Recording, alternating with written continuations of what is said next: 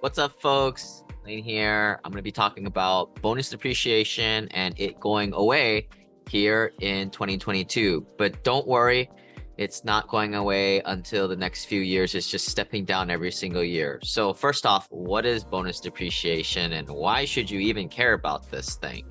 Now, all right. So for you, those of you guys who know, with rental real estate, one of the main reasons why I like rental real estate is because you can depreciate the asset and create a phantom loss or paper loss, whatever you want to call it. But you can create these passive losses, or PALs for short, PALS, kind of clever, right?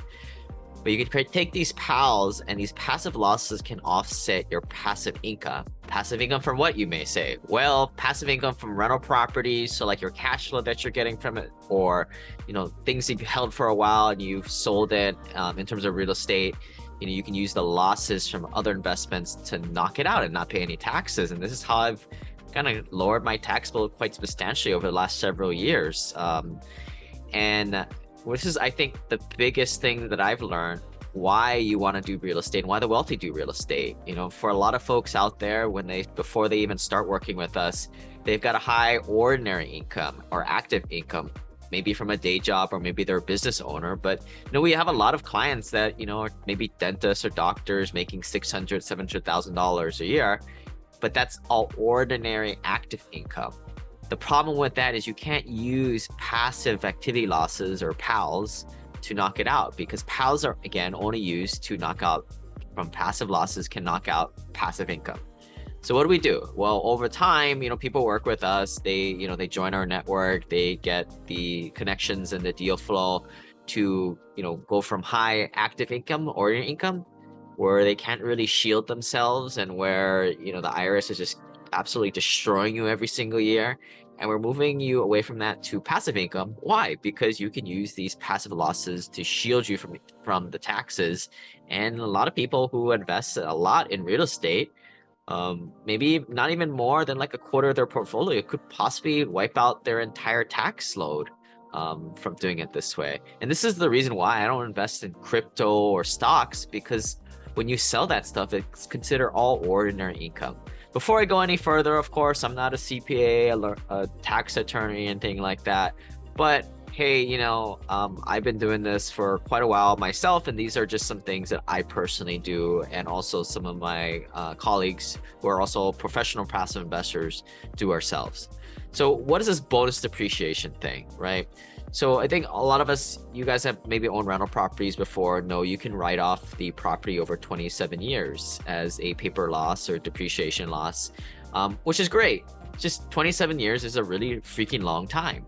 And this is excluding the land portion. We're only talking about the property improvement portion that you can depreciate, because land is not depreciable because it just stays there.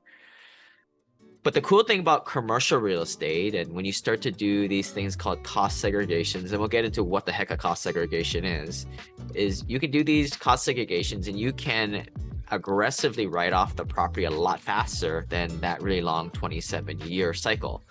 A lot of times you can write it off the entire building in the third of it in the first year, which we've done on many of our past projects, to create a huge amount of these passive losses to dump on ourselves and passive investors, K1s, and now they can take this huge loss and maybe offset their passive income. And some of the people doing rep status, which is a little bit more of an advanced strategy that we kind of help people implement along with their CPA, can use these passive losses to lower their ordinary income. We've got a great example on that on the next slide, on how people are lowering their adjusted gross income from $1 million maybe to $500,000, a delta of 500, and at 50 cents on every dollar tax savings, that's a $250,000 tax savings right there. But getting back to like this bonus depreciation via a cost seg, right? So what the heck is a cost seg? So a cost seg is pretty much you pay a geeky engineer, like how I was at one time, to go out and itemize the entire building. And if this is all kind of goobity-got you, it really doesn't matter, right? You pay a guy about $5,000 to $10,000 to do this. There's different ranges, and of course you want to find a good one, and we can kind of help you guys out if you guys need any referrals to this. but the engineer needs to actually go out and visit the property and, take some notes and do their report. But basically what it is this large report where they're itemize all the little components of the building from roof to plumbing, electrical, concrete, everything. Basically what they're doing is itemizing all the little components into dollar amounts into different categories, and those categories are 5, 7, 10-year category assets. Certain things are depreciable a lot quicker. Certain things that depreciate have a little bit longer lives, and they might be in the 10-year category or more. So again, not really needed for a passive investor's point of view. Passive investor's point of view is kind of understand this stuff on a high level to know who to go get the cost seg or which in syndication to invest in, that they're doing a cost segregation, getting the bonus depreciation, and then be able to communicate to your CPA and what the heck to do with all this. Because most of the CPAs we find, or at least from what I see, a lot of you guys out there, my clients, 95% of you guys have to change your CPA because a lot of CPAs just frankly don't understand it, and makes sense. That's why the CPA has a day job. They haven't figured this stuff out yet, right? But hey, maybe not everybody should know this stuff, because then who would do our tax returns for us, right? But anyway, so this cost seg gets done. It's passed off, probably in a nice little PDF or Excel format, whatever. It gets passed off to the CPA that you have, and that can be distributed out to yourself, or as when we do it, we do a big syndication. We do this all for our investors. We get the cost seg, we pay for it, and then that allows us to pass it to our CPA, who then distributes all the losses, the passive losses, to all investors via their individual K1. So it all comes out at the end of the year on this nice little clean one-page K1 document. And what this does is now each individual passive investor, or if you're doing this on yourself, doing it on your own properties, you guys can check out the referral partners at SimplePassiveCashflow.com/cost-seg. By the way, there's some older videos and education on there if you wanted to do this all on your own. But you can go over there and you can do this cost segregation, get all this extra depreciation. Now coming down here, investors, some of these deals I see, you put in $100,000, you may get $120,000 of depreciation losses, more than offsetting. Maybe you made $5,000, $10,000 a year, more than offsetting that, and you've got this surplus. And for those of you investors out there, you really want to have this form called the 8582 form. Every investor needs to have this. If not, you need to ask your CPA for it. And a little dirty trick is the CPAs never like to give you this stuff, because then they know you'll probably just leave them after that point. But I always check my 8582 form and see how much passive losses I'm floating, because that allows me to play strategy on whether I deploy the passive losses and activate it, essentially keeping it from my storage and using it to lower my AGI that year, or do I keep it because maybe I'm having a big capital gain the next year or 3-4 years from now, right? And this is where it gets kind of complicated, and every situation is just a little bit different. And that's why we tell you guys, well, join our organization, book a free intro call with myself, and we can kind of walk through this. I'm not going to give you any tax or legal advice here, right? But I'm going to teach you how this kind of works so you can make the best decisions for yourself, or at the very least have an educated conversation with your CPA, because you guys need to educate yourself. If not, your CPA is just going to do it the easy way, right? You ask most CPAs, how do I save taxes? They're just going to give you a bunch of lame stuff like, do a 401k, do some pre-tax, post-tax, maybe a Roth IRA. Lame stuff, folks. That stuff is like playing checkers where we play chess. So moving on. So what's this bonus depreciation thing going on? So in the following year, this is going to be stepping down. So from the Tax Cut and Jobs Act, I believe that was maybe around when Trump came into office, he signed in this nice little carrot for real estate investors that there was going to be 100% bonus depreciation. And this is going to be phasing away starting next year, 2023, where right now in 2022, you get 100% of it. next year you get 80%, and the year after you get 60%, and then the year after that 40%, and then the year after that is 20%. So it's phasing away slowly, right? Not to say that 80% isn't just as good as 100%. And what I'll kind of cover later is that it's not like you're getting 20% less, it's just of the bonus part, right? So it's there, you're still getting the normal regular depreciation. So it's not like you're getting 20%. And I don't know exactly how much, and because I haven't seen it, I haven't compared my K1s from this year to when next year it's only 80%. But when I look at cost segregation reports from kind of my own viewpoint and looking at the numbers, I really don't feel like it's that big of an impact that a lot of people are kind of making its way out to be. I kind of feel like it's a little bit of a scare tactic saying you better invest now, right, before it's 100%, before it goes down. If you're a passive investor and you, number one, your adjusted gross income is not higher than $340,000, don't even worry about all this stuff, right? And I think this is a big mistake I see a lot of passive investors making, is that they hear about these bonus depreciation passive losses and they're great, but they may not be able to use the damn thing. So again, book a call with us, get to know us. We can dive into your strategy, we can talk specifics. But if you are, again, you're not a high income earner, this stuff doesn't really pertain to you. It'll mean something later on. But if you're one of those people who, like myself, who likes to hoard passive losses just for the heck of it, even though I don't need it, it may not be the best thing, and you should maybe focus on investing in just better investments, better returns, than hoarding passive losses that you may or may not need. Where does that $340,000 number come from? Well, these are the tax brackets in 2022, and I think they're going to be inflation adjusted for next year. So the premise is going to be the same. To me, there's a lot of my clients fall right around this red line in terms of income, and that's why I talk about it a lot.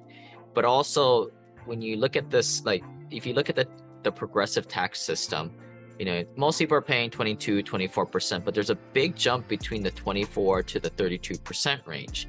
And that's where this dotted line, where I draw this dotted line, where, you know, for a starter strategy, for, you know, just somebody listening, you know, just kind of the default, it probably is a good idea to get stay above this line or below the line, however you want to call it, right? Or keep your adjusted gross income under $340,000, married, filed jointly.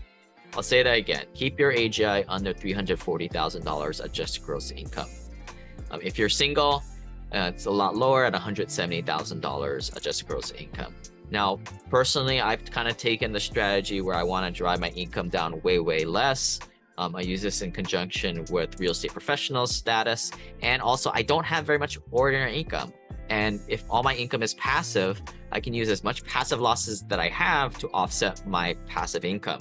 So if I have $1 million of passive income and I have $1 million of losses, I can drive my income down to zero if I wanted to, right? And that we'll save that for your guys' individual calls, right? If you guys choose to step forward with that. And, you know, we work with accredited investors here. So if you guys are not an accredited investor, maybe check out some of the free content, send us an email with some specific questions, and we'll point you where this stuff is in the podcast and the website. But for, you know, kind of a typical client making, say, $500,000, you know, what are they going to do to drop themselves down to 340? Well, that's a delta of about $160,000 that they need to lower their AGI. So if they can create that passive income to get that, and also create the passive losses, they can use the passive losses to drop them down. But if they are somebody who just has, you know, and this is probably you listening right out there, you don't have any passive income. You only have ordinary income, right? Ordinary income sucks because you can't use the passive losses to lower it unless you have real estate professional status. And this is, again, where a lot of new investors, they like this idea of passive losses from real estate. But if you don't have rep status, it doesn't do you any good. And it doesn't really help that you're hoarding these things too much. And also, if you're under, you know, if you're making less than $300,000 a year, you're not paying that much taxes as it is. You're in the kind of the 22 or even less tax bracket. It may make sense just to pay the damn taxes, right? Not until your AGI goes up higher does it really make sense to kind of pull these levers. again, every situation is different, and we give everybody a free introduction, one complimentary conference call with myself, because time is important. But I like to help out people, as this was all new to myself. And like when I graduated college, started working for the man as an engineer in my 20s, the best useless information I got was invest in a 401k, and that's just crap in my opinion. Sorry if that's all you do, but welcome to the Simple Passive Cashflow, where we do things definitely a little bit different out here. But what is this sales tactic that folks like myself are telling everybody? Bonus depreciation is going away. Well, it's phasing down, right? And like next year it's going to go down to 80%. But if you were to think about the bonus depreciation portion, is just a portion of all the losses that you get. There's a lot of that stuff may not be taken in the first year. And again, I just don't think it's literally going to step down 20%. So an example would be, maybe you invested $100,000 and you got $100,000 of passive losses because the deal is using pretty good leverage, and that's how you're getting that much capital and equity to contribute to so much of that losses.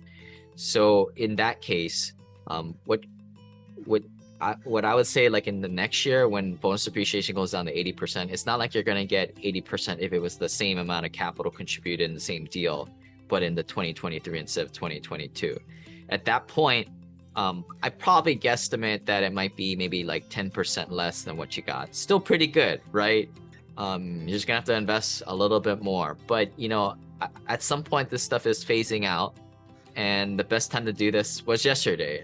We talked to a lot of our clients about infinite banking, right? And how last year there was this big hurrah over like the 7704 changes or whatever it was. But this stuff is never getting better, just like investing, right? The best time to invest was yesterday. But another thing that these passive losses can do, other than just manipulating your adjusted gross income from that year, is also offsetting capital gains. So capital gains is when you sell an asset or syndication comes full cycle and you get your money back and you get your nice returns, exactly why you went into an investment for the first place. You're going to get this hit with these capital gains. And this is straight from my tax form. And back in 2017, I sold, I believe this year I sold 6 or 7 of my little rental properties for a capital gain of almost $200,000. They're on line 13, $198,000, right? Oh crap, right? That's a lot of taxes. If I was in like the $300,000 range, that would have exploded my AGI up to $500,000. But what I did was I used my passive losses, because I was investing in syndication deals prior to this, or maybe in the same year. I was compiling all these passive losses via cost segregation, bonus depreciation, and I had a pretty good amount just being suspended, is what they call it, suspended passive losses, or passive losses that haven't been executed or used yet. And what I did is I just pulled it down from the cloud in a way, and I put it there on line 17 to offset it. Boom, knocked it out and paid no taxes. And this is where a lot of like old school investors, they always talk about this 1031 idea. 1031 is just another a way to defer. But the problem there is you're putting all your money from one deal to another, and the deals are getting bigger and bigger, which totally violates one of my big things I tell a lot of my investors. You never want to have more than 5 to 10% of your net worth into any one deal. So old school investor, what they're going to do is they're going to buy like a single family home, 1031 into a duplex, 1031 into a fourplex, eightplex, 16 unit. Then they've got all this capital gain, and the only way that they can get away from the taxes is die. And the problem with doing it that way is everybody knows when you're a 1031 buyer, you're a sucker, right? We love it when people buy our apartments that are 1031 buyers, because we know that they are motivated buyers.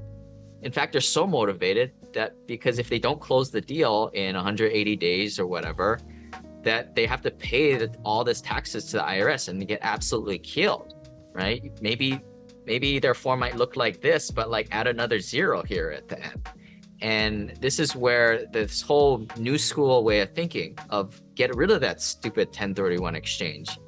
and break up your portfolio into many deals. Like personally, I think I must be in like 80 or 100 syndications at this point, and all my net worth is like very diversified geographically, different asset classes, different deals. I do a lot of apartments personally, and we operate that, but I also go into many other asset classes that are a little bit diversified on how it's correlated with the economy, right? We never know what's going to happen with the economy, and we never know how it impacts any one asset class sector. So, but from a tax perspective, what this is doing for me is it's allowing me, these deals that I'm in, they may cash out and give me a huge gain, which is good. The bad part is you're going to get the capital gains and depreciation recapture. But if I break this up so much and I keep a certain level of passive activity losses on my 8582 form, then at some point I've created this nirvana world where, if I'm in 100 deals and 10 of them cash out, it gives me a whole bunch of money. My suspended passive losses may be $1 million or $2 million, but it may go down to 800. But then when I reinvest the money, it'll go way back up, and it just keeps going up and up and up. And this is kind of the concept of passive loss nirvana. And you really never pay taxes, just like you were with a 1031. But with the 1031, everything is pegged on one asset, right? Again, not diversified. But just a different concept, right? Like if you've been kind of beat to death by the 1031 guy or the salesman selling it, you probably think it's the best thing. It's one alternative. And to me, a lot of these, what I try and do, and I try things, make things very simple, especially for the people in our ecosystem, right? Like there's so many things out there financially, but for high net worth, high paid professional investors, passive investors, things are very simple. And when it comes to deferring taxes, other than, the Section 121, where you only have $500,000 in your primary residence and opportunity zones, which is something very different to cover maybe in another video. But the only other options you have is deferring it, right? And a 1031 is just one way you're deferring your taxes, whereas doing it this kind of chopped up method into diversified many deals with bonus depreciation is so much more of a superior strategy. 1031 is just a tool, right? And as all tools, you only use the tools in the right situation.